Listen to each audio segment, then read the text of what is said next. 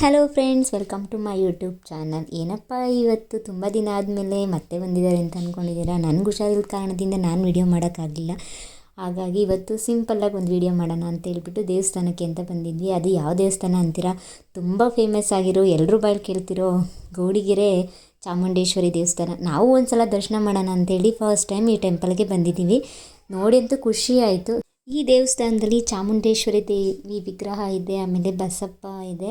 But ನೋಡಿ ಒಂಥರ ಖುಷಿ ಆಯಿತು. ಈ ದೇವಸ್ಥಾನದ ಏನಪ್ಪ ವಿಶೇಷ ಅಂತಂದರೆ 5 ವಾರ ಇಲ್ಲ 3 ವಾರ ಬಂದು ತೆಂಗಿನಕಾಯಿ ಕಟ್ಟಿದ್ರೆ ನಾವು ಮನಸ್ಸಲ್ಲಿ ಏನು ಕೋರ್ಕೊತೀವೋ ಅದು ನೆರವೇರುತ್ತೋ ಅನ್ನೋ ನಂಬಿಕೆ ಇದೆ.